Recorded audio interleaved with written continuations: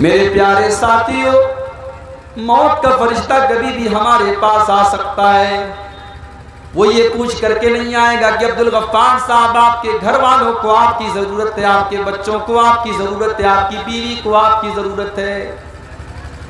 وہ یہ بھی نہیں پوچھنے آئے گا کہ ابھی آپ کو تو دنیا کے لیے بہت کچھ کرنا ہے، ابھی آپ کی عمر ہی کیا ہے، موت تو اپنے ٹائم پر آ جائے گی، اور جب موت آئے گی تو پھر ہم کو نیکی کرنے کا موقع نہیں ملے گا، پھر توبہ کرنے کا موقع نہیں ملے گا، پھر سدھرنے کا موقع نہیں ملے گا۔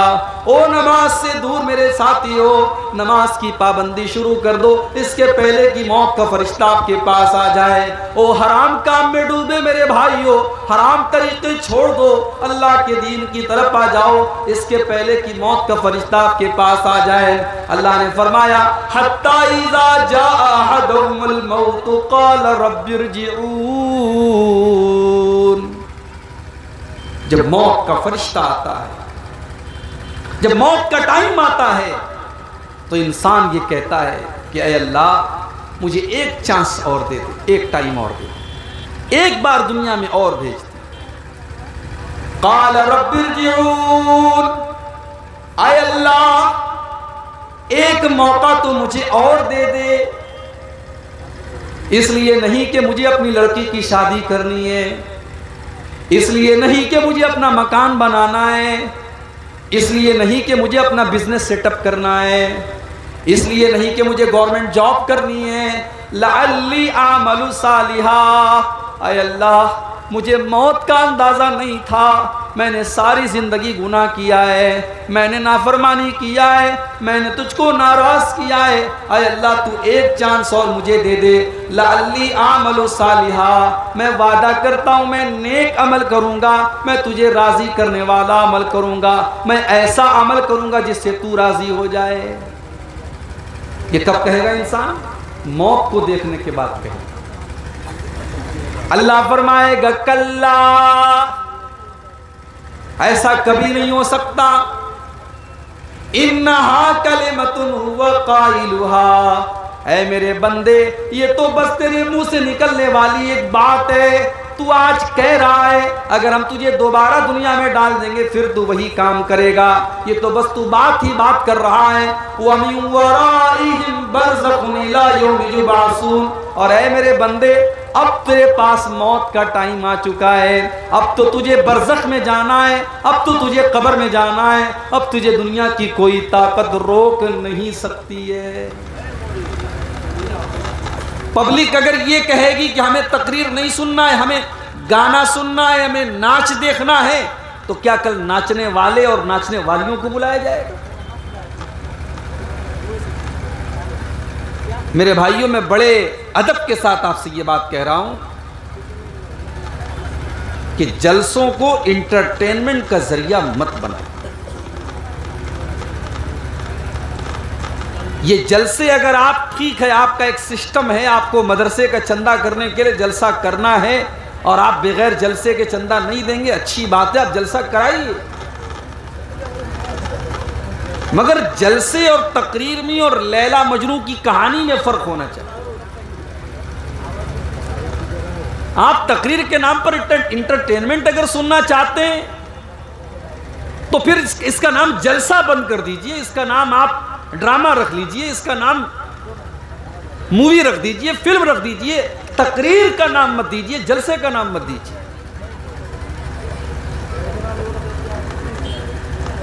اللہ کے پیارے نبی جب تقریریں کیا کرتے تھے،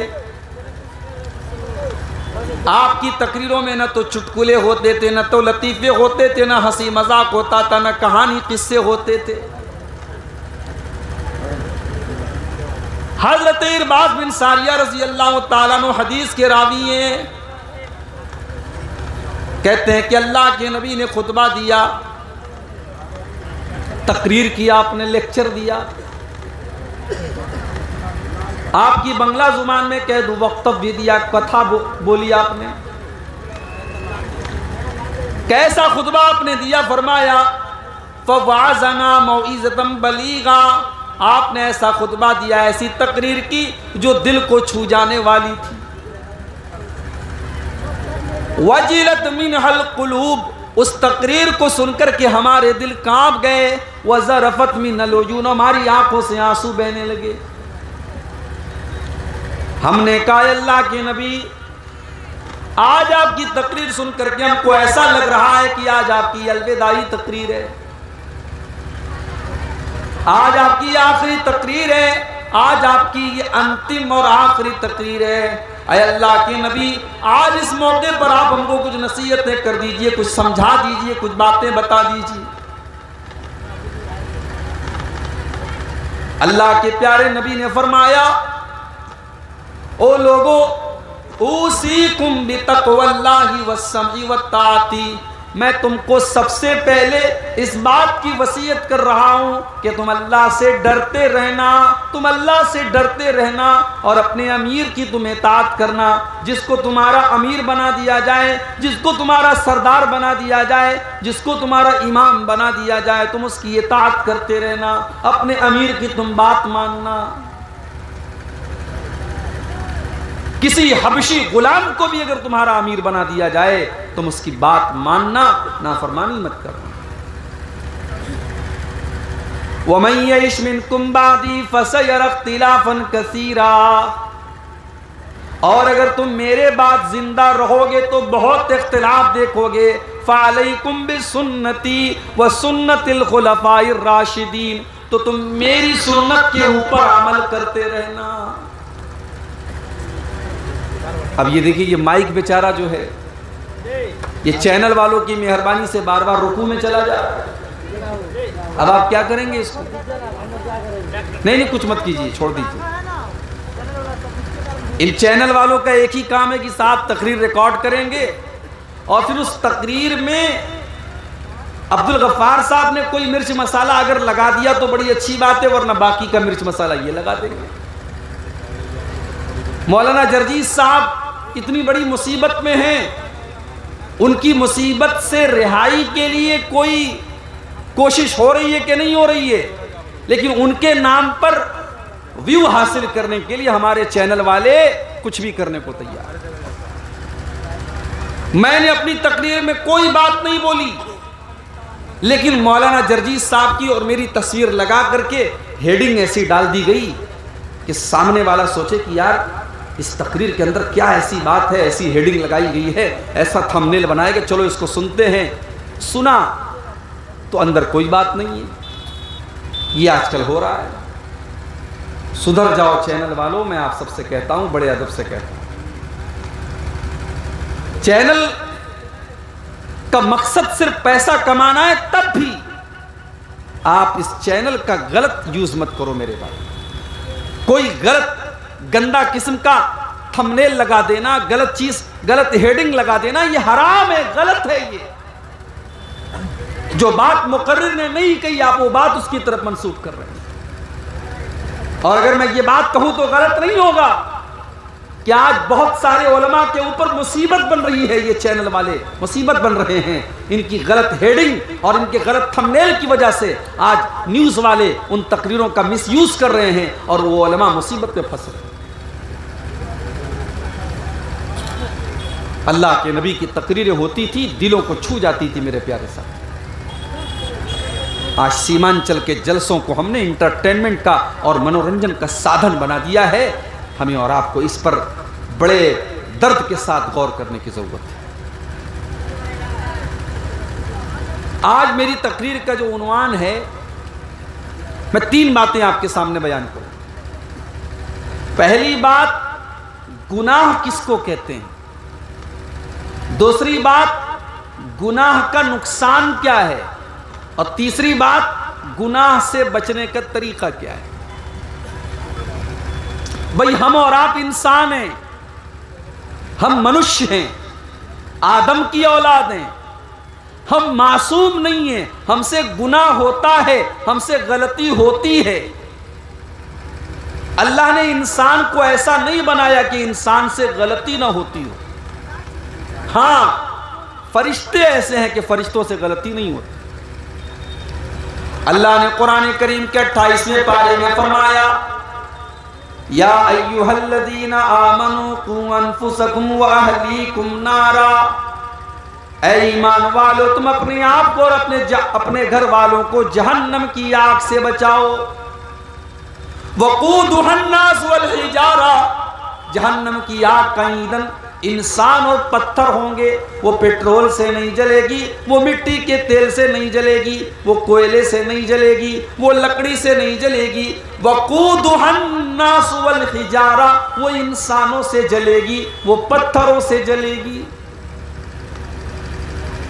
اس جہنم کے چوکیدار کیسے ہوں گے؟ اس جہنم کی نگرانی کرنے والے کیسے ہوں گے؟ فرمایا علیہا ملائکۃ غلاظ شداد لا یعصون اللہ ما امرہم. اس جہنم کے چوکیدار ایسے فرشتے ہوں گے جو اللہ کی کبھی نافرمانی نہیں کرتے.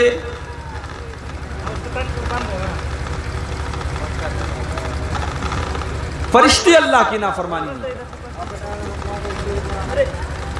فرشتے گناہ نہیں کرتے.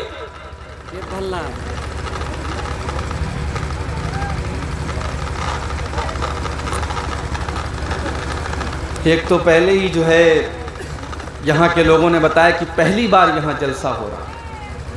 اب ظاہر ہے پہلی بار جب کوئی کام ہوتا ہے تو بہت ساری بھول چوک بھی ہوتی ہے، بہت ساری کمی بھی ہوتی ہے. اللہ معاف کرے اور ہم سب کو اپنی کمیوں کو سدھارنے کی توفیق دے. لیکن میرے بھائیوں آپ غور کیجئے کہ اللہ تبارک و تعالیٰ نے ہمیں اور آپ کو انسان بنایا. انسان بنایا، اپنی ساری مخلوقات میں سب سے خوبصورت اللہ تبارک و تعالیٰ نے ہمیں اور آپ کو بنایا. انسان سے خوبصورت کوئی مخلوق نہیں ہے. والتین والزیتون وطور سینین وہذا البلد الامین لقد خلقنا الانسان فی احسن تقویم. اے انسان ہم نے تجھ کو سب سے خوبصورت بنایا، سب سے سندر بنایا، سب سے پیارا بنایا. تجھ سے پیارا ہم نے کسی اور مخلوق کو نہیں بنایا.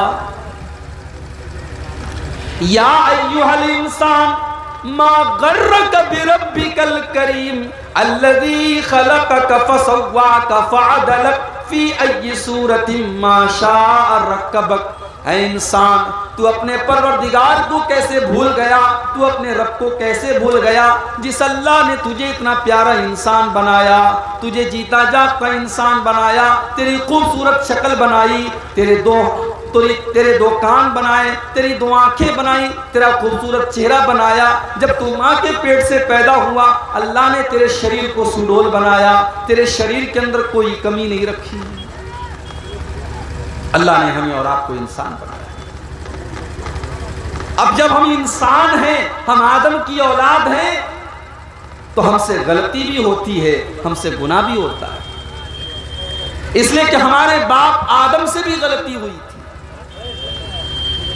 جب اللہ تعالیٰ نے آدم علیہ السلام کو بنایا اور حضرت آدم اور حوا سے کہا کہ تم دونوں جنت میں رہنا اور جو چاہے کھا لینا، جو چاہے تم پی لینا.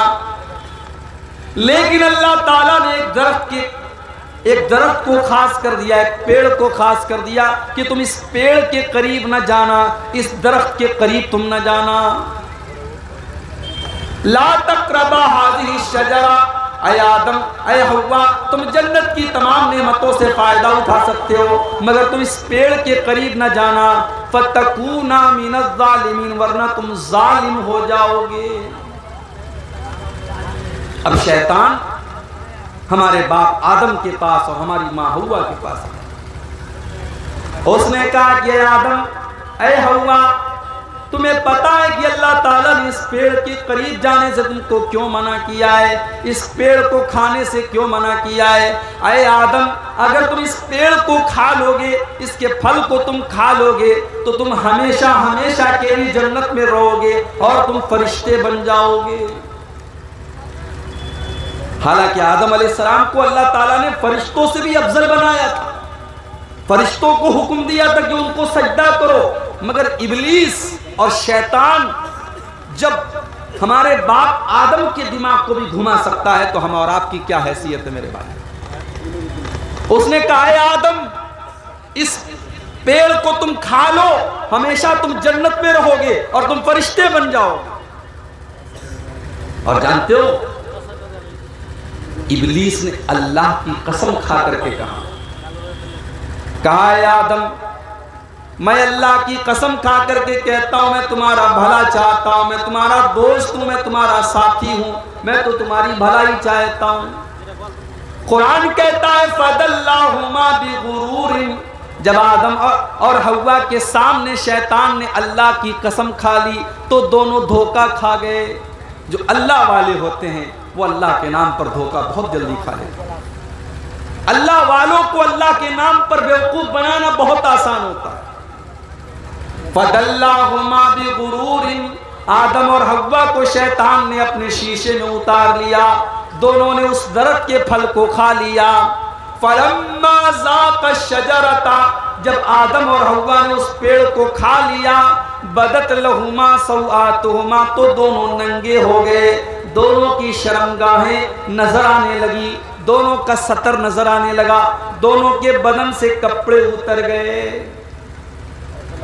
دیکھو گناہ کتنی خطرناک چیز ہوتی ہے، اللہ کی نافرمانی کتنی خطرناک چیز ہوتی ہے کہ جیسے ہی آدم اور حوا نے اس درخت کو کھایا ان کے بدن سے کپڑے اتر گئے اور دونوں ننگے ہو گئے۔ فَاتَّفِقَا يَقْصِفَانِ عَلَيْهِمَا مِنْ وَرَقِ الْجَنَّةِ، لیکن آدم علیہ السلام کو یہ اچھا نہیں لگ رہا تھا میں ننگا رہوں، حضرت حوا کو یہ اچھا نہیں لگ رہا تھا میں ننگی رہوں، ان دونوں نے جنت کے پتوں کو توڑ توڑ کر کے اپنے آپ کو ڈھانکنا شروع کر دیا۔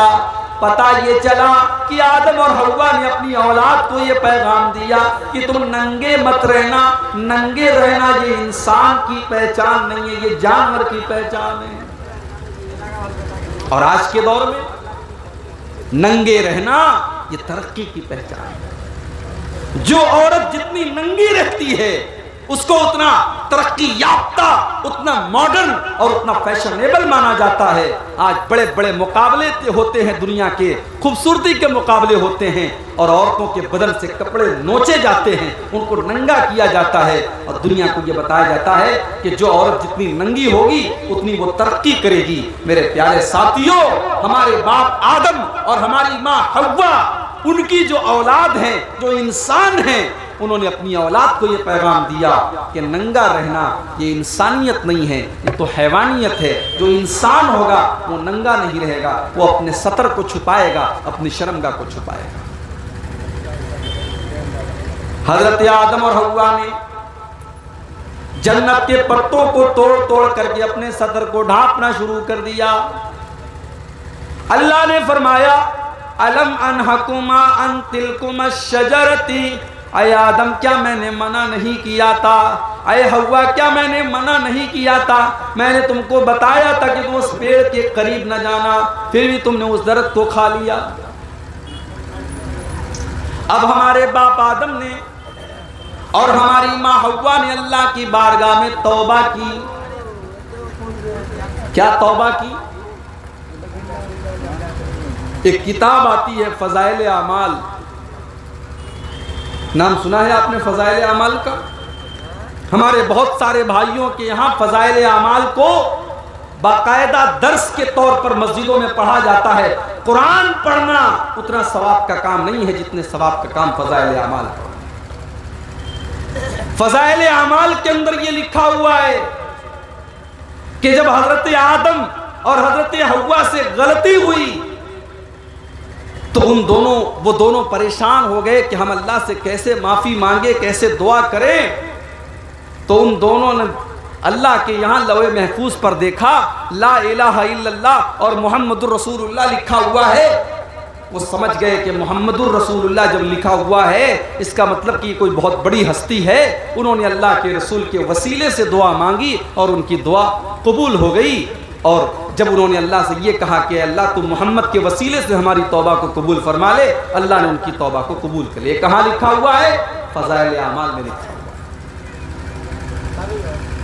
لیکن میرے پیارے ساتھیوں، قرآن کیا کہتا ہے؟ قرآن یہ کہتا ہے کہ آدم اور حوا نے اللہ کی بارگاہ میں یہ دعا کی، ربنا ظلمنا انفسنا وَإِن لَّمْ تَغْفِرْ لَنَا وَتَرْحَمْنَا لَنَكُونَنَّ مِنَ الْخَاسِرِينَ۔ اے اللہ، اے ہمارے پروردگار، ہم نے یہ گناہ کر کے، ہم نے یہ خطا کر کے، ہم نے یہ غلطی کر کے اپنی جان کے اوپر ظلم کیا ہے، ہم نے اپنے اوپر اتیاچار کیا ہے۔ وَإِن لَّمْ تَغْفِرْ لَنَا، اور اگر تو نے ہم کو معاف نہیں کیا، وَتَرْحَمْنَا، اور اگر تو نے ہم پر رحم نہیں کیا، لَنَكُونَنَّ مِنَ الْخَاسِرِينَ، تو اے اللہ ہم بہت بڑے نقصان اٹھانے والوں میں سے ہو جائیں گے، ہم بہت بڑے خسارہ اٹھانے والوں میں سے ہو جائیں گے۔ قرآن تو یہ دعا بتا رہا ہے، اور فضائل اعمال کے اندر کیا لکھا ہے کہ اللہ کے پیارے نبی کے وسیلے سے دعا مانگی گئی۔ اس کا مطلب یہ ہوا کہ وہ رانگ نمبر ہے، وہ غلط نمبر ہے، اور صحیح بات وہ ہے جو قرآن بیان کر رہا ہے کہ حضرت آدم اور حضرت حوا نے اللہ کی بارگاہ میں یہ دعا کی اور اپنی غلطی کا اقرار کیا اور اللہ سے دعا کی کہ اللہ ہم نے اپنی جان پر ظلم کیا ہے، اور تو نے اگر معاف نہیں کیا تو ہم کہاں جائیں گے۔ اللہ نے دونوں کی توبہ کو قبول کیا۔ ایک طرف حضرت آدم سے غلطی ہوئی، انہوں نے توبہ کی، انہوں نے اللہ سے معافی مانگی، اور جب ابلیس سے غلطی ہوئی، ابلیس نے جب گناہ کیا، ابلیس نے جب اللہ کے حکم کے باوجود حضرت آدم کو سجدہ نہیں کیا، اور اللہ نے پوچھا کہ تو نے آدم کو سجدہ کیوں نہیں کیا، تو ابلیس نے معافی نہیں مانگی، ابلیس نے توبہ نہیں کی، ابلیس نے کیا کہا؟ انا خیر منہ، قال انا خیر منہ خلقتنی من نار وخلقتہ من طین۔ ابلیس نے کہا اے اللہ میں آدم کو سجدہ نہیں کر سکتا، میں تو آدم سے بہتر ہوں، آدم کو تو نے مٹی سے پیدا کیا ہے، مجھے آگ سے پیدا کیا ہے، آگ سے پیدا ہونے والی چیز مٹی سے پیدا ہونے والی چیز کو سجدہ کیوں کرے گی؟ اے اللہ میں آدم کو سجدہ نہیں کر سکتا۔ اللہ نے فرمایا ما لک ان تتکبر فیہا، تو تکبر کر رہا ہے، تو اہنکار کر رہا ہے، تو گھمنڈ کر رہا ہے، تو جنت میں رہ کر کے تکبر نہیں کر سکتا، تو اللہ کی بارگاہ میں رہ کر کے تکبر نہیں کر سکتا، فخرج منہا، تو نکل جا ہماری بارگاہ سے، تو نکل جا جنت سے۔ اللہ نے ابلیس کو جنت سے نکال دیا اور قیامت تک کے ابلیس کو شیطان بنا دیا، لعنتی بنا دیا۔ تو گناہ شیطان نے بھی کیا اور غلطی آدم سے بھی ہوئی، مگر شیطان اپنے گناہ کے اوپر ڈٹا رہا اور آدم نے توبہ کی۔ تو ہم آدم کی اولاد ہیں میرے بھائیوں، ہمیں توبہ کرنی چاہیے، ہمیں اللہ سے معافی مانگنی چاہیے۔ اسی لیے اللہ کے پیارے نبی فرماتے ہیں کل بنی آدم خطاء، تمام آدم کی اولاد غلطی کرتی ہے، آدم کی تمام اولاد سے غلطی ہوتی ہے، وَخَيْرُ الْخَطَّائِينَ التَّوَّابُونَ، اور آدم کی سب سے بہترین اولاد وہ ہے جو توبہ کر لے، جو اللہ سے معافی مانگ لے۔ وہ میرے نوجوان ساتھیوں، رات کو 2-2 بجے تک موبائل میں لگے رہنے والے میرے بھائیوں، میری نوجوان بہنوں، موبائل کے اوپر لگی رہنے والی میری بہنوں میرے بھائیوں، اللہ کی بارگاہ میں توبہ کیا کرو، کچھ ایسا ٹائم فکس کر لو، کچھ ایسا وقت اللہ کی بارگاہ میں نکالو جب ہم ہوں اور اللہ کی ذات ہو اور ہماری آنکھوں سے آنسو نکل رہے ہوں، ہم اللہ کی بارگاہ میں اللہ سے معافی مانگیں۔ اگر ہم سچے دل سے معافی مانگیں گے اللہ معاف کر دے گا۔ کہتے ہیں نا صبح کا بھولا شام کو لوٹ آئے تو اسے بھولا نہیں کہتے۔ اللہ کی بارگاہ میں جو سچی توبہ کر لے اللہ اس کی توبہ کو فوراً قبول کر لیتا ہے۔ اللہ کے پیارے نبی فرماتے ہیں التائب من الذنب کمن لا ذنب لہ، جو گناہ سے توبہ کر لیتا ہے، جو اللہ سے معافی مانگ لیتا ہے، وہ اس کی طرح ہو جاتا ہے جس نے کبھی گناہ ہی نہیں کیا۔ کل تک شراب پیتا تھا، کل تک زنا کرتا تھا، کل تک حرام کھاتا تھا، آج اللہ سے سچی توبہ کر لیتا ہے، اللہ اس کو بالکل معاف کر دیتا ہے۔ جیسے ہمارے کپڑے پہ کوئی داغ لگاؤ، اب اس کو ڈٹرجنٹ لگا کے واشنگ مشین میں ہم رگڑ رگڑ کے دھو دیں تب بھی داغ کا کچھ نہ کچھ اثر تو باقی رہ جاتا ہے، مگر جو سچے دل سے توبہ کر لیتا ہے، اللہ کے پیارے نبی کہتے ہیں کہ اس داغ کا کوئی اثر بھی اس کے اوپر باقی نہیں رہتا ہے، اللہ تبارک و تعالیٰ اس کو بالکل بے داغ کر دیتا ہے۔ تو سچی توبہ کرو اللہ کی بات۔ اللہ نے فرمایا وَسَارِعُوا إِلَىٰ مَغْفِرَةٍ مِّن رَّبِّكُمْ، میرے بندو تم اللہ کی معافی، اللہ سے معافی مانگا کرو، اللہ سے بخشش مانگا کرو، اللہ سے استغفار کیا کرو۔ وَجَنَّةٍ عَرْضُهَا السَّمَاوَاتُ وَالْأَرْضُ، اور میرے بندو تم جنت کے لیے دوڑ دھوپ کیا کرو، تم جنت کے لیے محنت کیا کرو۔ آج انسان اپنی روزی روٹی کے لیے کتنی محنت کرتا ہے، صبح سے لے کے شام تک انسان محنت کرتا ہے، خون پسینہ ایک کرتا ہے، کس کے لیے؟ دنیا کے لیے، دنیا کی دولت کے لیے، دنیا کے گھر مکان کے لیے، بزنس کے لیے، کاروبار کے لیے۔ اللہ تعالیٰ کہہ رہا ہے وَجَنَّةٍ عَرْضُهَا السَّمَاوَاتُ وَالْأَرْضُ، میرے بندو تم دوڑ دھوپ کیا کرو جنت کے لیے، تم کمپٹیشن کیا کرو جنت کے لیے۔ جو جنت کائنات سے بہتر ہے، جو زمین و آسمان سے لمبی چوڑی ہے، جو زمین و آسمان سے بہتر ہے۔ آج دنیا کی عورتیں جنت کی عورتوں کے سامنے کوڑا ہے، کوڑا۔ دنیا کے پھل فروٹ جنت کے پھل فروٹ کے آگے کوڑا ہے میرے بھائی۔ دنیا کی تمام نعمتیں مل کر کے جنت کی کسی ایک نعمت کے برابر نہیں ہو سکتی ہیں۔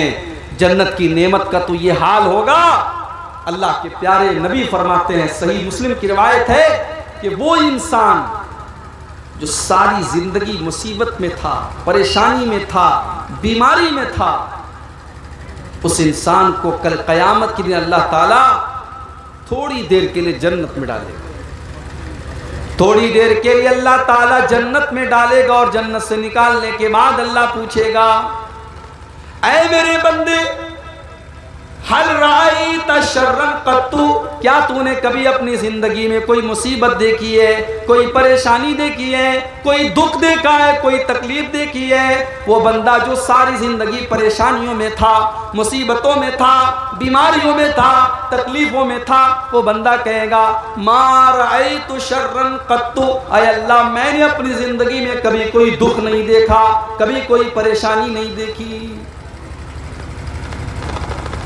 پچھلے سال میرا پروگرام تھا ہمارے یو پی کے اندر، ایک جگہ پڑتے الہ آباد۔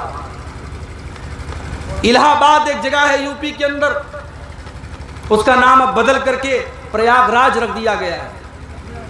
وہاں پر ایک نوجوان لڑکا، اس کا نام تھا محمد محسن، ڈاکٹر تھا وہ لڑکا میرے پاس مجھ سے ملنے کے لیے آیا۔ خوبصورت نوجوان لڑکا تھا، فیس بک کے اوپر اس کی آئی ڈی بھی ہے۔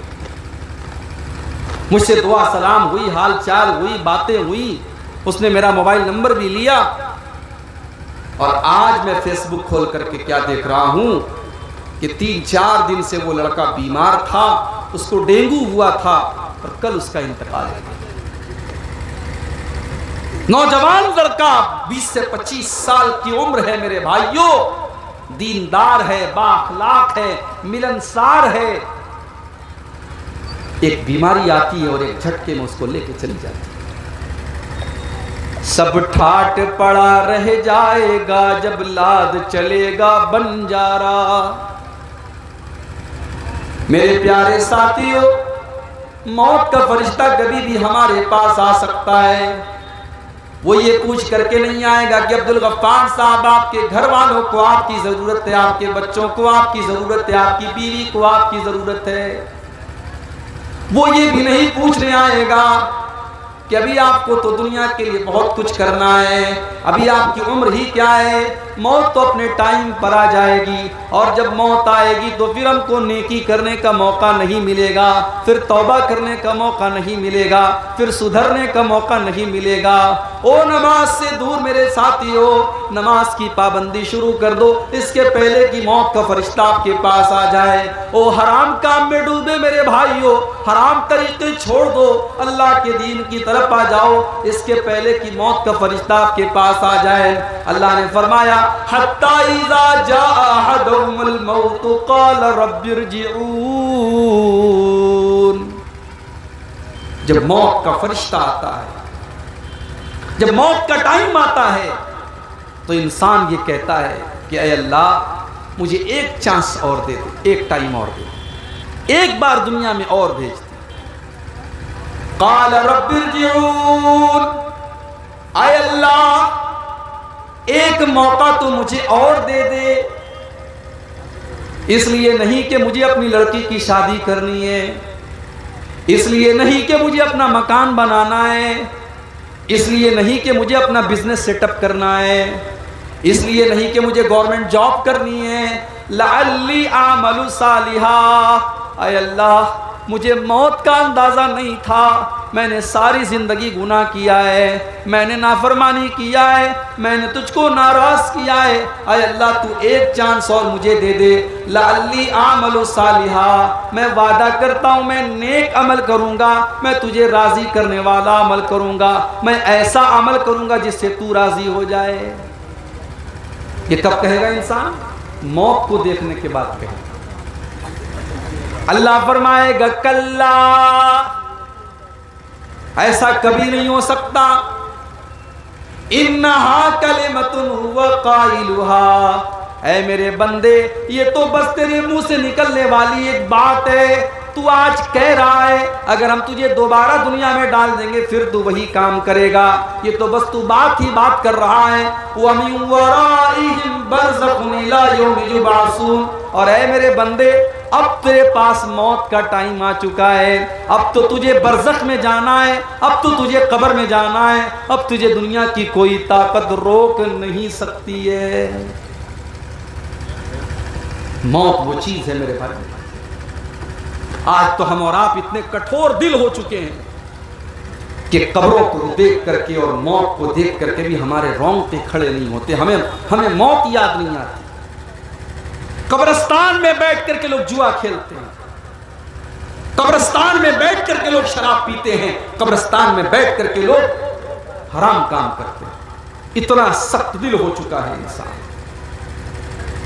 ارے قبرستان تو وہ جگہ ہے جہاں پر ہمارے باپ دادا دفن ہیں، ہمارے مردے دفن ہیں، اور قبرستان وہ جگہ ہے جہاں دیکھ کر کے ہم کو موت یاد آنی چاہیے.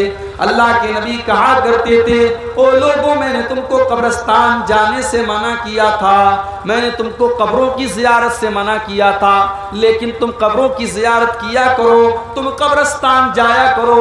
فَإِنَّهَا تُذَكِّرُكُمُ الْآخِرَةَ، اس لیے کہ قبرستان جانے سے موت کی یاد آتی ہے، آخرت کی یاد آتی ہے. ابن ماجہ کی روایت ہے، ایک انصاری صحابی کا جنازہ ہے، جنازے کو قبر میں اتارا جا رہا ہے. اللہ کے نبی ایک سائیڈ میں بیٹھے ہوئے ہیں، آپ کے صحابہ بھی آپ کے ساتھ بیٹھے ہوئے ہیں.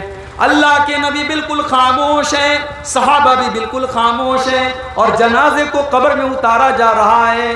اللہ کے نبی کی آنکھوں سے آنسو بہنے لگتے ہیں، اللہ کے نبی رونے لگتے ہیں، اور اتنا روتے ہیں اتنا روتے ہیں حتی بلت سرا، آپ کے آنسوؤں سے وہاں کی زمین تر ہو جاتی ہے، وہاں کی زمین بھیگ جاتی ہے. اور آپ یہ فرماتے ہیں لِمِثْلِ هَذَا فَأَعِدُّوا يَا إِخْوَانِي، اے میرے صحابہ اس قبر میں تم کو جانا ہے، اس قبر کی تم تیاری کرو، یہاں تم سب کو آنا ہے، اس جگہ کی تم تیاری کر لو. قبر میں کیا کام آئے گا میرے بھائی؟ ہمارے بچے تو ہمارے کام نہیں آئے، ہماری بیوی تو ہمارے کام نہیں آئے، ہماری دولت ہمارا مال ہمارے کام نہیں آئے. وہاں اگر کام آئے گا ہمارے اعمال کام آئیں گے، ہماری نیکیاں کام آئیں گی. ہم نے اللہ کی بارگاہ میں اگر توبہ کیا ہے تو ہماری توبہ کام آئے گی. عثمان غنی رضی اللہ تعالیٰ عنہ جب کسی قبر کے پاس سے گزرتے تھے زارو قطار رونے لگتے تھے، آنکھوں سے آنسو بہنے لگتے تھے.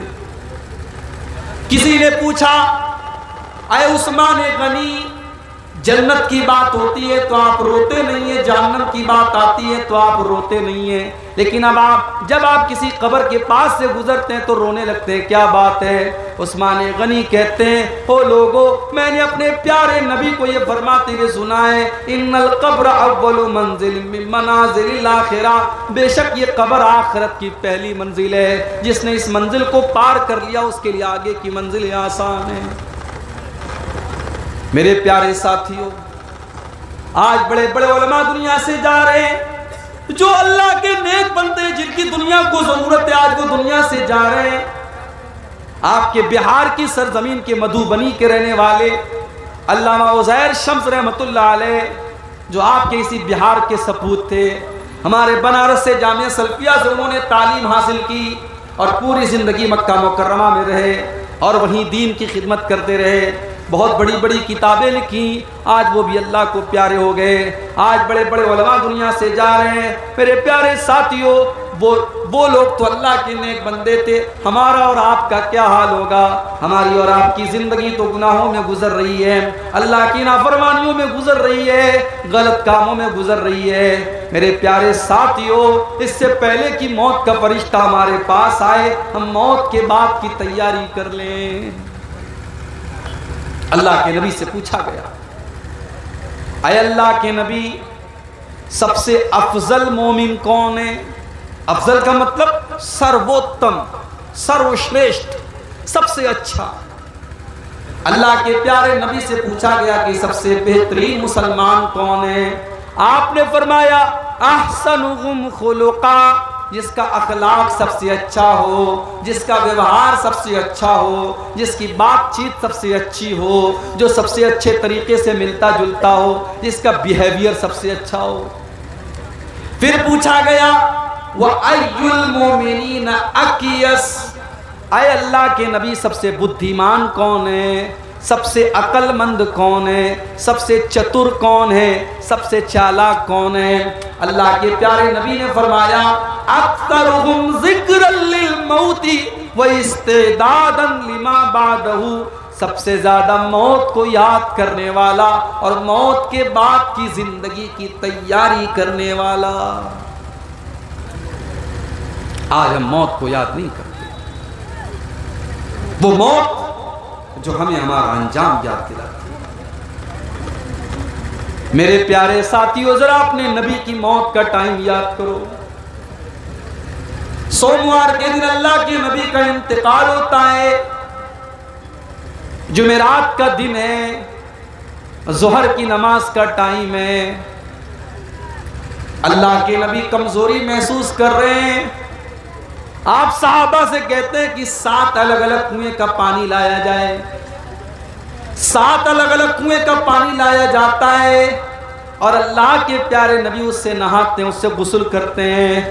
उसके बाद आप अपने सर के ऊपर एक सफेद पट्टी बांधते हैं, एक वाइट कलर की पट्टी आप बांधते हैं और आप मस्जिद में आते हैं, जोहर की नमाज पढ़ाते हैं और आप मिंबर पर खड़े होते हैं और आप अपने सहाबा से कहते हैं, हो लोगो, अना शहीदुन अलैकुम, कल क़यामत के दिन मैं तुम्हारे बारे में गवाही दूंगा, व अना फरतुन लकुम, और मैं क़यामत के दिन तुमसे आगे आगे रहूंगा, व इन्न मौइदकुमुल हौज़ु, और ऐ मेरी उम्मत के लोगों, तुमसे मुलाकात हौज़े कौसर पर होगी। वला अख्शा अलैकुम अन तुशरिकू, ऐ मेरे सहाबा, मुझे इस बात का डर नहीं है कि तुम मेरे बाद शिर्क करने लगोगे। वलाकिन अखाफु अलैकुम अन तुबसत अलैकुम दुनिया, मुझे डर है तो इस बात का डर है कहीं तुम दुनिया के फितने में न पड़ जाओ, कहीं दुनिया की रंगीनियों में न पड़ जाओ, कहीं दुनिया की आजमाइश में न पड़ जाओ। ये जुमेरात का दिन था, आखिरी नमाज जो अल्लाह के नबी ने पढ़ाई थी, मगरिब की नमाज आपने पढ़ाई थी जुमेरात के दिन। इशा की नमाज का टाइम आया, हजरत बिलाल आए, आए अल्लाह के नबी नमाज का टाइम हो चुका है, लोग आपका इंतजार कर रहे हैं। अल्लाह के नबी ने पानी मंगवाया, गुस्ल किया और गुस्ल करने के बाद आप जब खड़े होने लगे, हदीस के अल्फाज हैं, आप बेहोश होकर के गिर गए। ہوش آیا, آپ نے پوچھا کہ کیا نماز ہو گئی؟ نہیں اللہ کے نبی نماز ابھی نہیں ہوئی, یہ لوگ آپ کا انتظار کر رہے ہیں. آپ نے پھر پانی منگوایا, پھر آپ نے غسل کیا, پھر آپ جب اٹھنے کی کوشش کرنے لگے, چکر آ گیا, غشی آ گئی, پھر آپ بے ہوش ہو کر کے گر پڑے. 3 بار ایسا ہوا, 3 بار ایسا ہوا, اللہ کے نبی بے ہوش ہو کر کے گرتے چلے گئے. جب آپ یہ سمجھ گئے کہ اب آپ نماز پڑھانے کی طاقت آپ کے بدن کے اندر, آپ کی باڈی کے اندر نہیں ہے, آپ نے صحابہ سے کہا کہ وہ لوگوں جاؤ ابو بکر صدیق سے کہو وہ لوگوں کو نماز پڑھائے.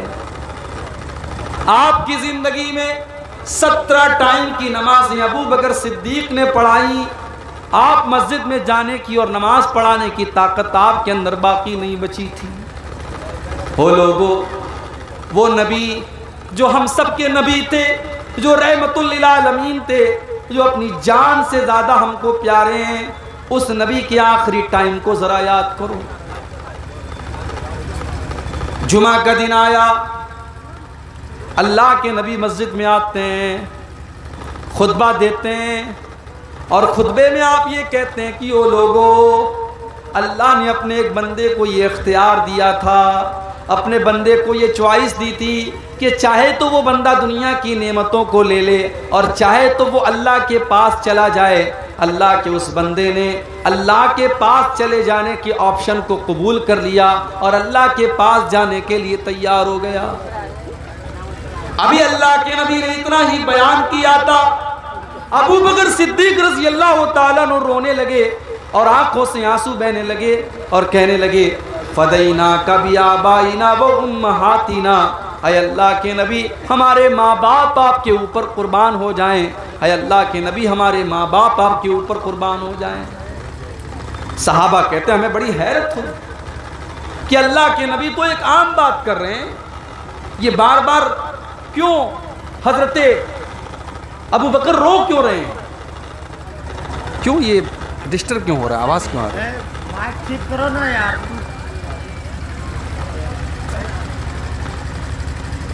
حضرت ابو بکر رو کیوں رہے ہیں, کیا بات ہے؟ صحابہ کہتے ہیں ہم کو بعد میں یہ احساس ہوا, ہم کو بعد میں یہ پتا چلا کہ اللہ کے پیارے نبی تو اپنے ہی بارے میں یہ بات کہہ رہے تھے کہ اللہ تعالیٰ نے مجھ کو یہ آپشن دیا ہے کہ چاہوں تو میں دنیا میں کچھ اور دن تک زندہ رہوں اور چاہوں تو میں اللہ کے پاس چلا جاؤں. اور اللہ کے نبی نے اللہ کے پاس جانے کو قبول کر لیا اور اللہ کے پاس جانے کو تیار ہو گئے. اپنے اسی خطبے میں آپ نے فرمایا کہ اگر میں دنیا میں کسی کو اپنا خلیل بناتا تو ابو بکر کو بناتا, لیکن میرا خلیل تو اللہ ہے, میرا سب سے خاص دوست تو اللہ ہے. ہاں, اسلام نے جو دوستی ابو بکر کے ساتھ رکھی ہے وہ دوستی برقرار رہے گی, لیکن میرا خلیل تو اللہ ہے, میرا دوست تو اللہ ہے. اس کے بعد آپ نے فرمایا مسجد کے اندر جتنے لوگوں کے دروازے ہیں سب کے دروازوں کو بند کر دیا جائے سوائے ابو بکر کے. ابو بکر کا دروازہ بند نہ کیا جائے, ابو بکر کا دروازہ کھولے رکھا جائے. آپ نے فرمایا سب سے زیادہ میرے اوپر اگر کسی کا احسان ہے تو ابو بکر صدیق کا احسان ہے, اس نے اپنے مال سے میرا ساتھ دیا, اس نے اپنی جان سے میرا ساتھ دیا. یہ آخری خطبہ تھا اللہ کے پیارے نبی. سنیچر کا دن آیا, سوموار کے دن آپ کا انتقال ہوا, سنیچر کا دن آیا,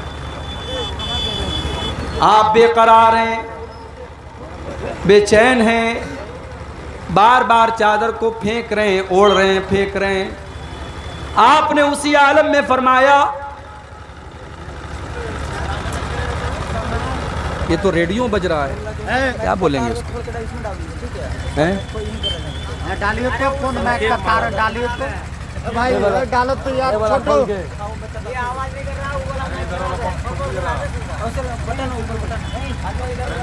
آ جائیے آپ اوپر. آپ آئیے بہت پریشان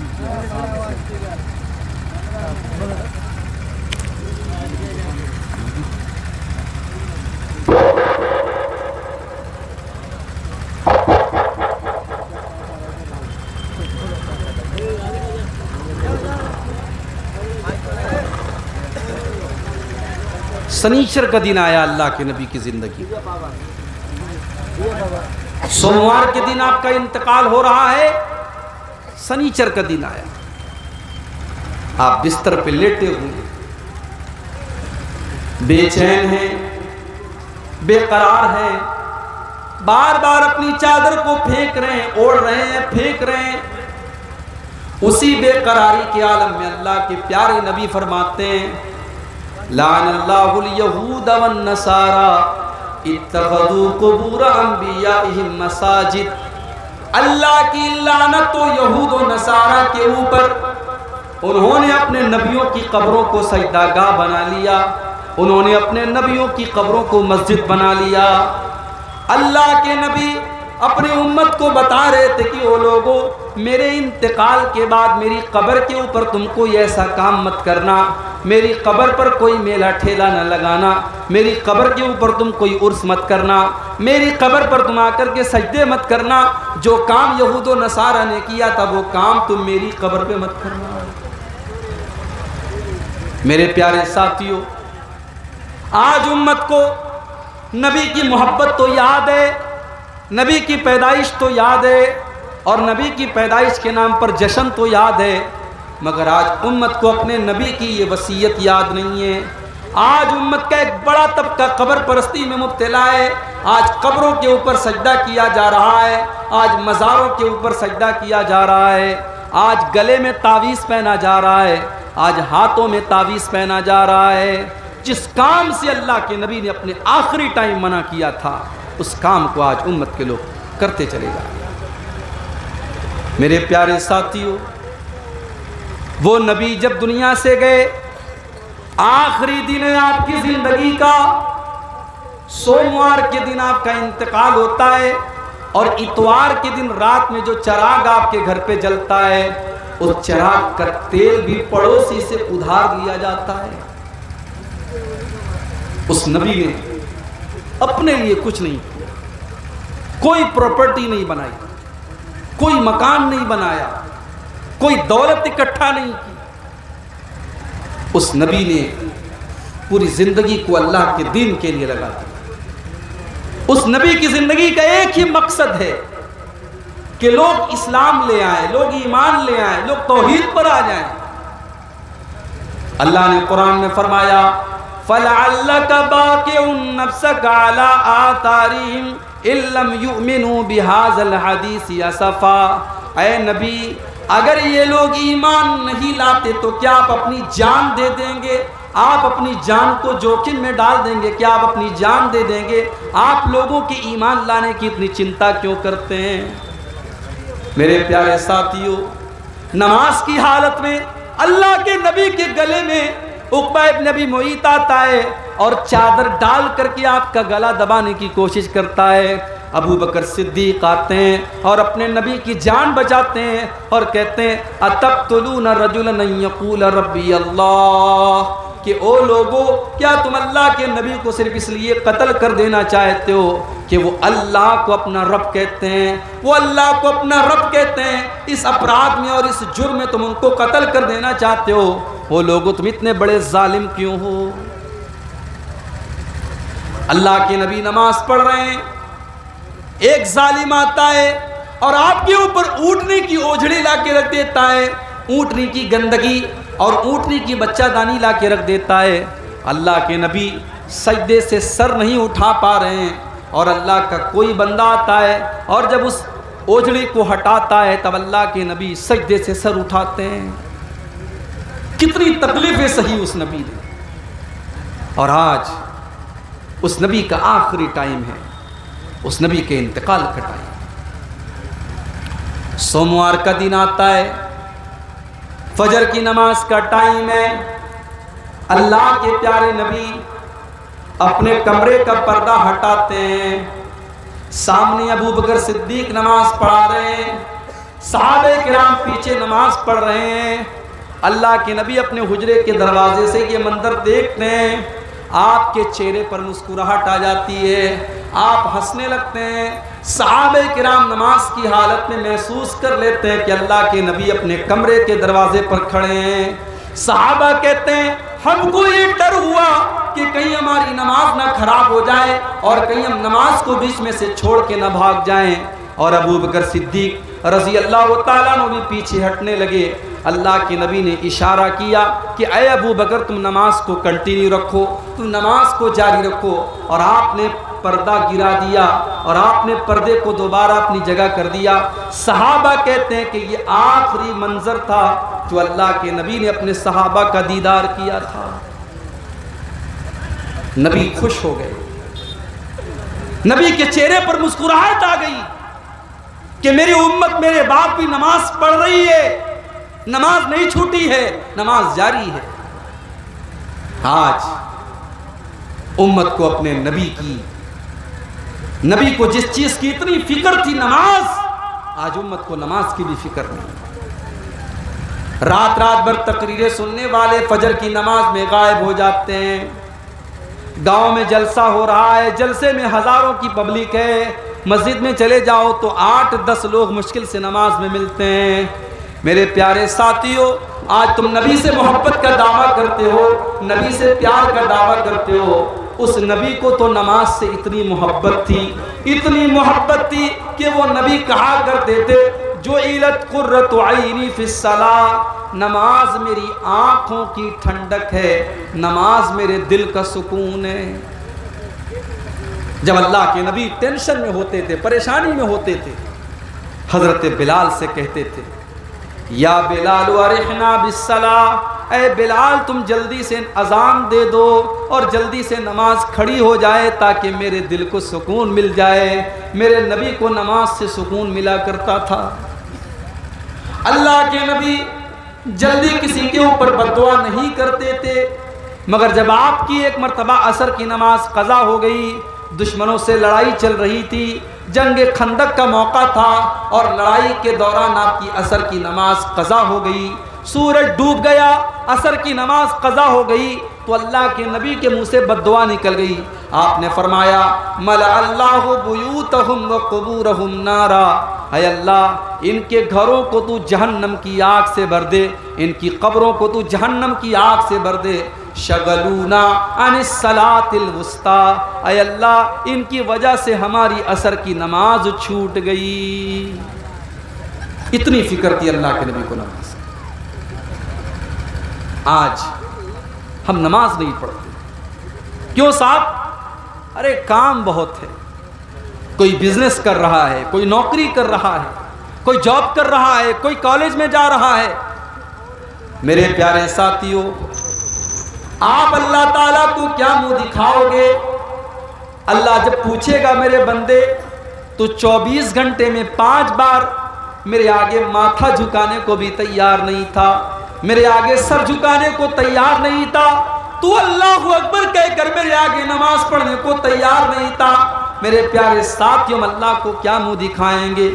یہ نماز نبی کی آنکھوں کی ٹھنڈک تھی، اور اپنے آخری ٹائم بھی اللہ کے نبی نے نماز کی تلقین کی اور نماز پڑھنے پر لوگوں کو ابھارا۔ آپ کی بیوی حضرت ام حبیبہ رضی اللہ تعالیٰ عنہ کہتی ہیں کہ جب اللہ کے نبی کا آخری ٹائم تھا، آپ کی زبان سے الفاظ نہیں نکل رہے تھے، آپ بے قرار تھے، بے چین تھے، تڑپ رہے تھے۔ آپ اس حالت میں اللہ کے نبی کی زبان سے کچھ الفاظ نکل رہے تھے، میں نے غور سے کان لگایا کہ سنوں اللہ کے نبی کیا کہہ رہے ہیں، تو اللہ کے نبی کی زبان سے الفاظ نکل رہے تھے الصلاۃ الصلاۃ وما ملکت ایمانکم، او لوگو تم نماز کی پابندی کرنا، او لوگو تم نماز کی پابندی کرنا، اپنے غلاموں کا خیال کرنا، اپنی لونڈیوں کا خیال رکھنا، اپنے نوکروں کا خیال رکھنا۔ آخری ٹائم بھی اللہ کے نبی کو نماز کی چنتا ہے، نماز کی فکر ہے۔ اور آگے بڑھیے، سوموار کا دن ہے، آج آپ کی زندگی کا آخری دن ہے۔ آپ حضرت عائشہ کی گود میں سر رکھ کر کے لیٹے ہوئے ہیں، حضرت عبد الرحمن ابن ابو بکر آتے ہیں، ان کے ہاتھوں میں مسواک ہے، اللہ کے پیارے نبی کی نظر مسواک کے اوپر بڑھ جاتی ہے۔ آپ اماں عائشہ کو اشارہ کرتے ہیں، اماں عائشہ سمجھ جاتی ہیں کہ آپ مسواک کرنا چاہتے ہیں، اماں عائشہ مسواک کو لے لیتی ہیں، اور اپنے دانتوں سے مسواک کو نرم کرتی ہیں اور وہ مسواک اللہ کے نبی کو کے ہاتھوں میں دے دیتی ہیں. اللہ کے آخری نبی مسواک کرتے ہیں اور بڑے بہترین طریقے سے آپ مسواک کرتے ہیں. اور اماں عائشہ کا لعاب، اماں عائشہ کا تھوک اللہ کے نبی کے تھوک کے ساتھ اس طریقے سے مل جاتا ہے. اور اس سے علماء نے یہ مسئلہ بھی نکالا ہے کہ جب کسی کو یہ احساس ہو جائے کہ اس کا آخری ٹائم ہے تو وہ مسواک کر لے، وہ اپنا منہ صاف کر لے، تاکہ اللہ تعالیٰ کیا اس حال میں جائے کہ اس کا منہ صاف ہو. آپ نے مسواک کیا. مسواک کرنے کے بعد آپ کے اوپر موت کی سختیاں آنے لگی. آپ کی پیشانی پر پسینے کی بوندیں چمکنے لگی. آپ کے اوپر تکلیف کے آثار نظر آنے لگے. آپ بے چین ہونے لگے. آپ کے بغل میں ایک پیالہ رکھا ہوا تھا، پیالے میں پانی تھا. آپ بار بار پانی اپنے چہرے پر ڈالتے تھے اور کہتے تھے اللہم اعنی علی سکرات الموت، اللہم اعنی علی سکرات الموت. اے اللہ تو موت کی سختیوں پر میری مدد فرما. اے اللہ تو موت کی سختیوں پر میری مدد فرما. اماں عائشہ فرماتی ہیں اس کے پہلے میں موت کی سختیوں کو ناپسند کرتی تھی، مگر جب میں نے اپنے نبی کے اوپر بھی موت کی سختیاں دیکھی تو اس کے بعد میں سمجھ گئی کہ موت کی سختیاں تو کسی کے اوپر بھی آ سکتی ہیں. اللہ کے نبی کے اوپر بھی موت کی سختیاں. میرے پیارے ساتھیوں، آپ نے آسمان کی طرف اپنے ہاتھ اٹھائے اور آپ نے فرمایا اللہم اغفر لی ورحمنی. اے اللہ تو مجھے معاف فرما دے، اے اللہ تو میرے اوپر رحم فرما. اس کے بعد آپ نے فرمایا اللہم الحقنی بالرفیق الاعلی، اللہم الحقنی بالرفیق الاعلی، اللہم الحقنی بالرفیق الاعلی. اے اللہ تو رفیق اعلیٰ کے ساتھ مجھے ملا دے، تو اپنے نبیوں کے ساتھ مجھے ملا دے، تو اپنے نیک بندوں میں مجھے ملا دے. اتنا کہنے کے بعد اللہ کے نبی کا ہاتھ دھیرے دھیرے زمین پر آ گیا اور آپ کی روح آپ کے بدن سے نکل گئی اور آپ کا انتقال ہو گیا. میرے پیارے ساتھیوں، موت کا یہ منظر اللہ کے پیارے نبی کو بھی دیکھنا. آپ کی بیٹی فاطمہ جو اس موقع پر موجود تھی، ان کی آنکھوں میں آنسو بہ رہے تھے اور وہ کہہ رہی تھی یا ابتا، ہائے میرے ابا جان، من جنت الفردوس ماوا، میرے ابا جان کا ٹھکانہ تو جنت الفردوس ہے. الا جبریل ننعا، اے جبریل ہم تمہیں اپنے باپ کی موت کی خبر دے رہے ہیں. اجاب ربا دعا، میرے ابا نے اپنے رب کی دعوت کو قبول کر لیا. میرے ابا تو اپنے رب کے پاس چلے گئے، میرے بابا تو اپنے رب کے پاس چلے گئے. آپ کی بیٹی کی آنکھوں سے آنسو بہ رہے. موت کا وہ منظر دیکھ کر کے صحابہ کرام بے چین ہو گئے، بے قرار ہو گئے. حضرت عمر فاروق رضی اللہ تعالیٰ تو ماننے کے لیے تیار ہی نہیں ہے کہ اللہ کے نبی کو موت آئی ہے. وہ تو یہ ماننے کو ہی تیار نہیں کہ ان کو موت آ سکتی ہے. حضرت عمر کہتے ہیں کہ وہ لوگوں، اللہ کے نبی کو موت نہیں آئی ہے، آپ زندہ ہیں. اور جیسے موسیٰ علیہ السلام کو اللہ تعالیٰ نے 40 دن کے لیے بلایا تھا، اللہ کے نبی کو بھی بلایا ہے، آپ واپس آئیں گے. اور جو لوگ یہ کہہ رہے ہیں کہ آپ کو موت آ گئی ہے، ان کے ہاتھ پیر کو وہ کاٹ ڈالیں گے.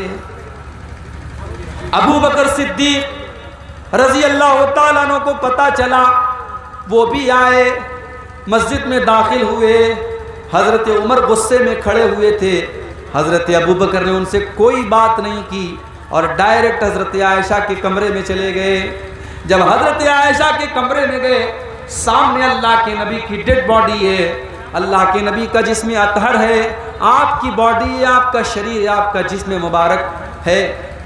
حضرت ابو بکر صدیق آتے ہیں اور اللہ کے نبی کی پیشانی کو چوم لیتے ہیں اور روتے ہوئے کہتے ہیں کہ میرے ماں باپ آپ کے اوپر قربان ہو جائیں.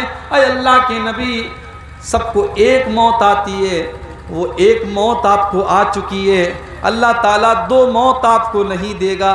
ایک موت سب کو آتی ہے، وہ موت آپ کو آ چکی ہے۔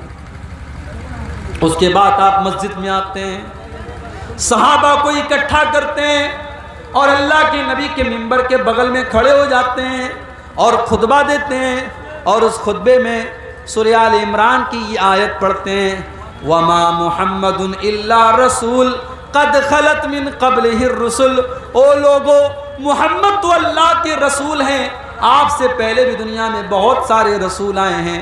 أَفَإِن مَاتَ، اگر آپ کو موت آ جائے، او قتلا، یا آپ کو شہید کر دیا جائے، انقلبتم علی اعقابکم، تو کیا تم ایڑیوں کے بل پلٹ جاؤ گے؟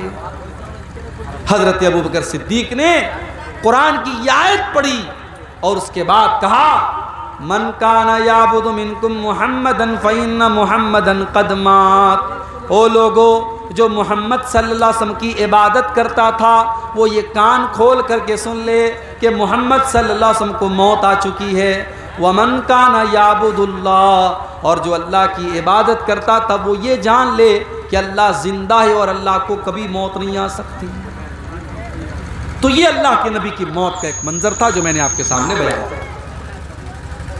تو میرے بھائیوں، موت کبھی بھی آ سکتی ہے، موت کے آنے کے پہلے اللہ کی بارگاہ میں سچی توبہ کر لو، اللہ سے معافی مانگو۔